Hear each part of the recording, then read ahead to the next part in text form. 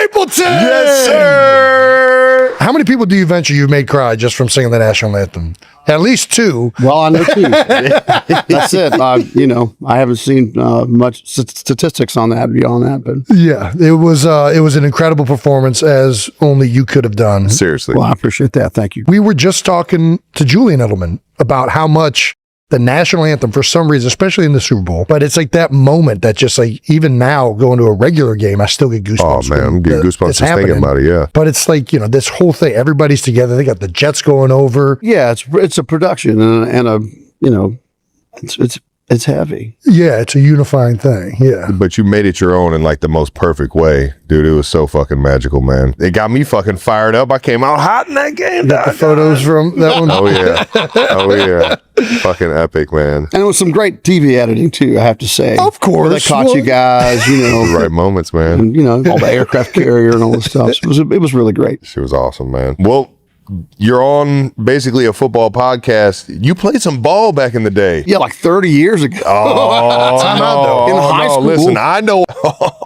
Yeah. That was the first football jersey I owned, actually. Well, actually, I take it back. I had a Jerome Bettis jersey first, and then Tim Couch was when the they brought the second. Browns back, that was the number 1 pick. We played Couch several times. How'd it go? We lost. Yeah.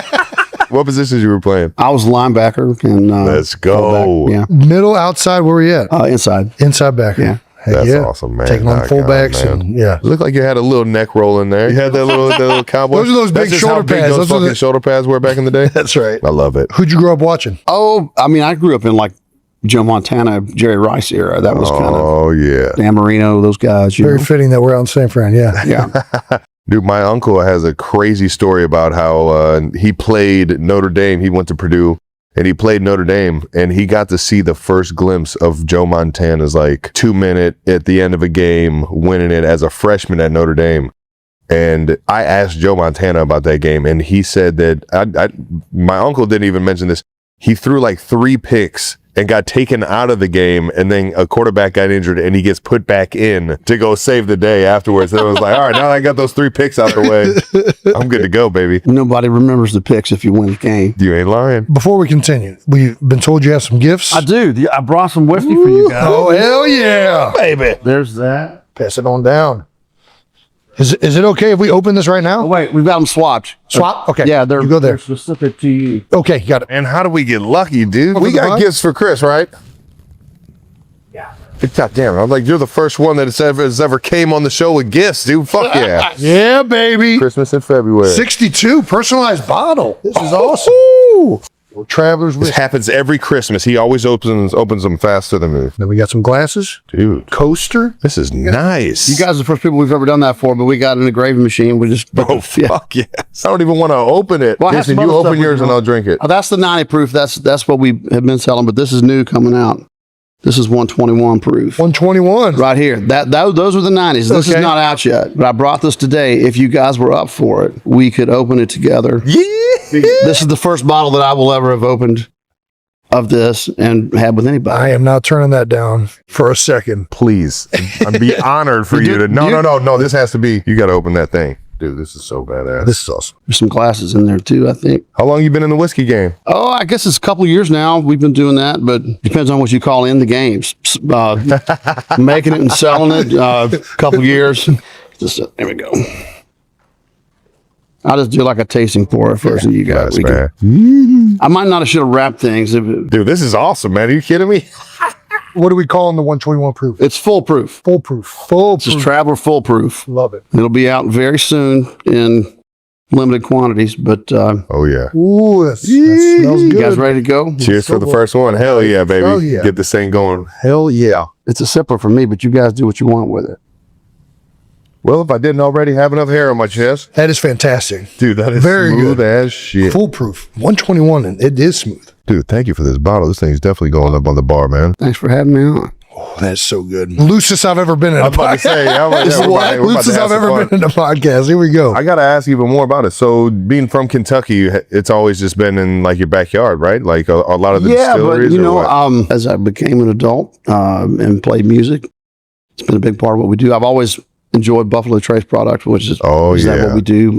That's who makes this travel whiskey, and That's awesome, we man. always had a bottle of something that they were making in the room for every record we've ever made. And so when I had the opportunity to work with Harlan, who's the master distiller on Pappy and Weller and all these, things that you can't get, Right. to do this, it was something to jump at. And it's been really good to us, and I think this is going to do well too. And Yeah. Oh, this is amazing. having fun with it. That's right. We jumped in the beer world, but the whiskey world's a whole new world for me. If every one of them tasted as good as this, that bottle's going to be going real quick. Well, that's going to sneak up on you. It's 121, but the 90 would be I can feel it, already.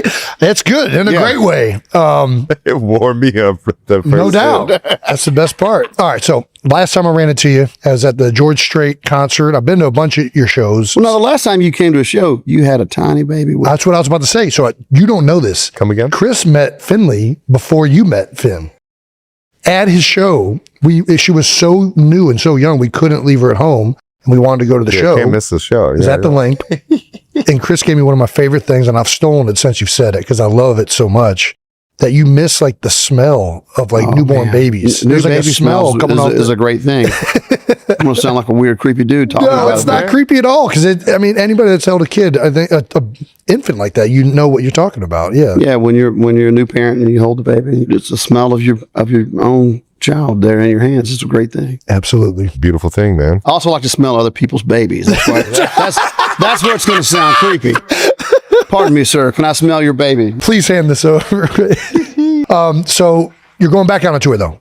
Oh yeah. Right? Yeah. We got some tour dates tonight. Have you ever played Fenway? No. Well, I've played. They have a smaller venue in Fenway that we play. Okay. We've never played the part proper. In the big, okay. Oh, man. And then Casey's Morton Amphitheater. Do you like the big giant arenas or do you like more, like what do you like more performing in? They all have their strong points. I mean, I like that we can get more people in there in the you bigger go. places. I get but, it. Yeah. But I also, some places that like Fenway are magic in ways that they have historical significance and, Fuck yeah.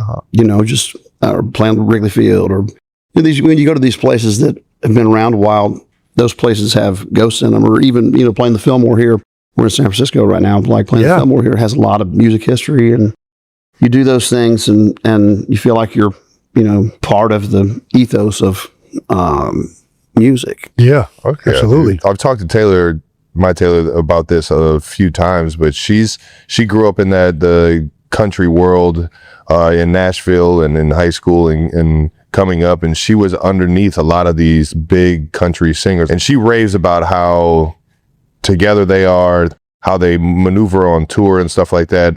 How was it rocking with George Strait around the country? George is the best, man. George doesn't play a lot of shows, but we played as many as we could with him, and I think I almost talked him into pseudo coming out of retirement. He was playing Convincing less and man. less shows, and we had a lot of fun playing a few shows with him. I was like, hey man, many of these as you want to do, let's do them. So we picked up and played more, and I think he had fun doing it too. And I don't know, we just have a good time. That's awesome, man. Yeah. Favorite city? I mean, I like a lot of cities for different reasons. My favorite venue to play in is probably the Forum in Los Angeles. Yeah. Just because it sounds so good. And it also has, you walk down the hallway and it's like they have all the people that have played there on the walls, like That Led shit's cool Zeppelin, as hell. just Fuck like yeah. just crazy shit. You're just like, yeah, I'm gonna go play the Forum. You can feel history in some of these arenas and stadiums. The Forum feels like it was made for that. Obviously the Lakers For and music, everybody, it has but the wood yeah. and all the it just it has the sports history too, but the music history of it is incredible. That's awesome, man. Wonderful. I haven't heard that one yet, the Forum. Do you remember your first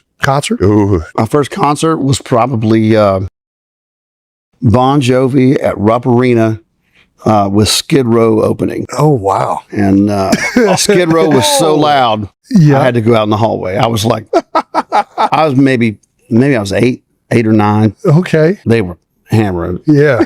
That's amazing. I love it. good. But it was shit. fun, yeah. So big Bon Jovi fan. Yeah, I like Bon Jovi. I mean, I grew up in the 80s, man, so Oh, yeah.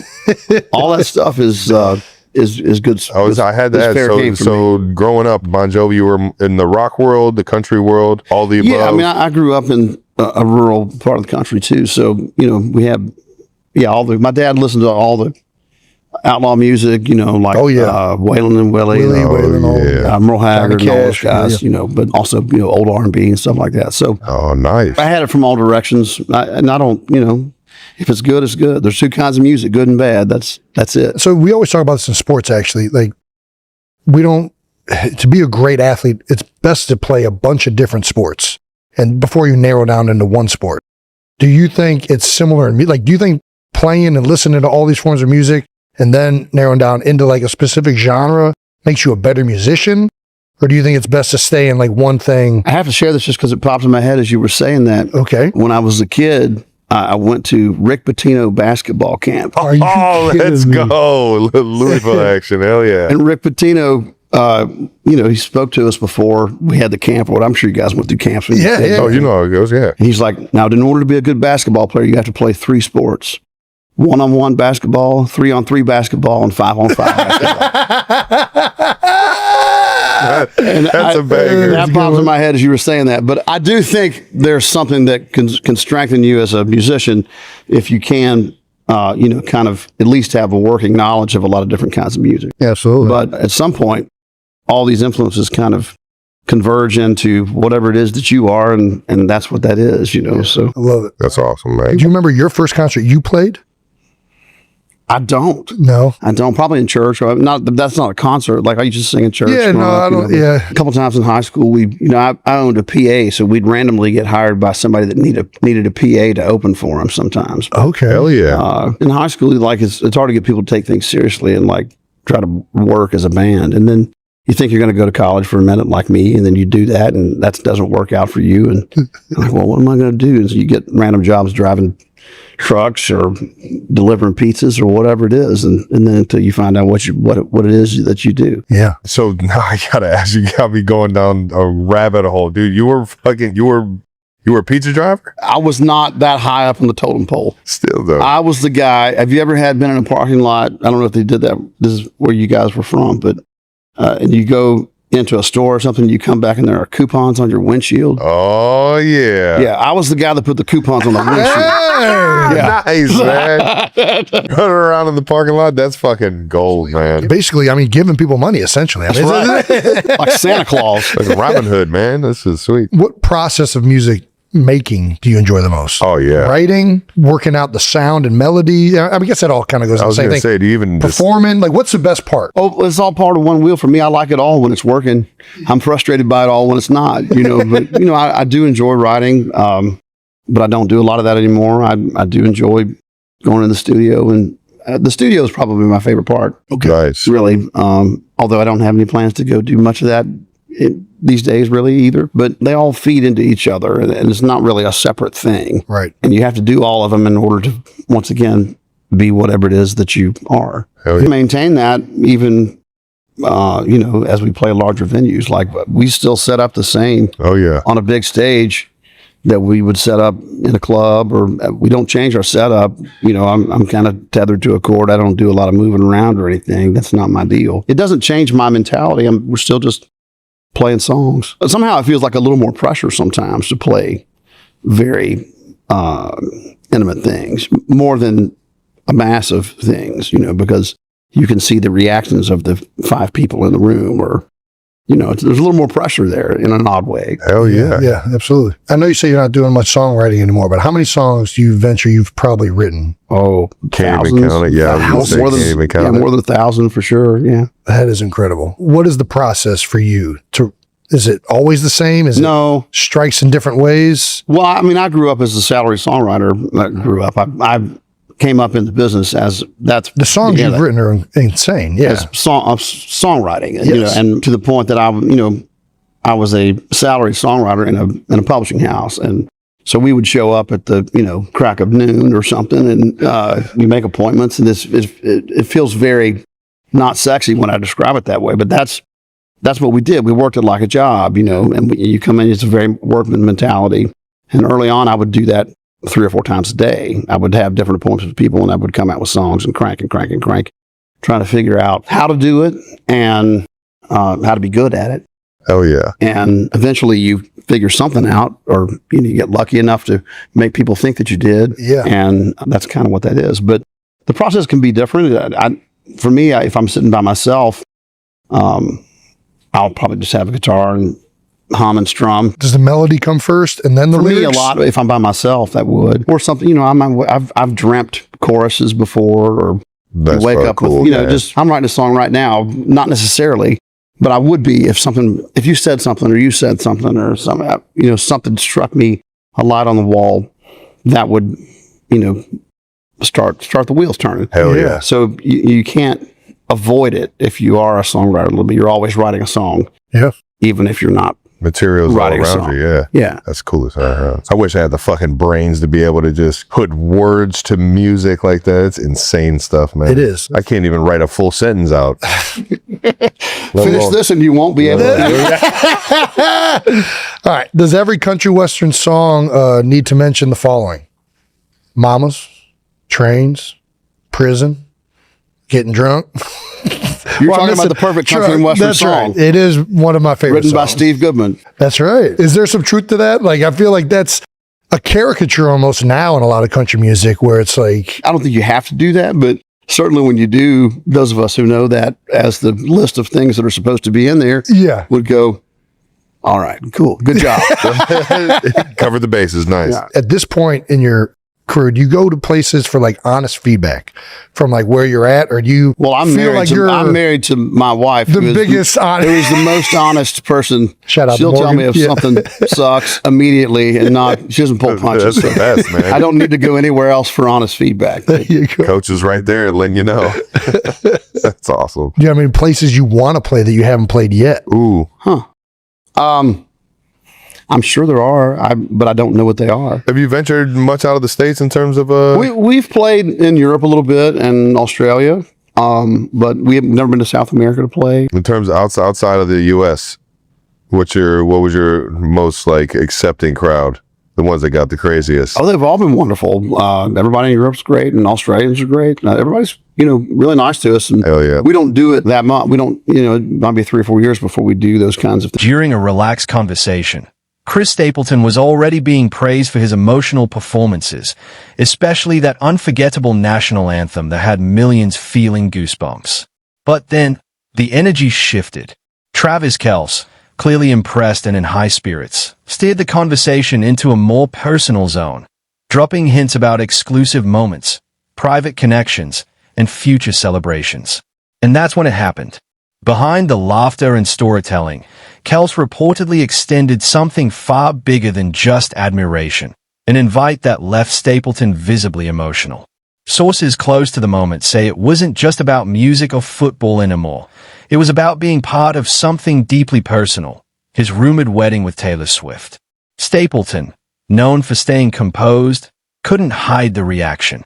Fans now believe this subtle podcast exchange may have just confirmed inner circle plans that have been kept tightly under wraps. No official announcement yet. But if this moment is anything to go by, something huge is coming, and only a select few are already on the list. Stay tuned, because this story is far from over.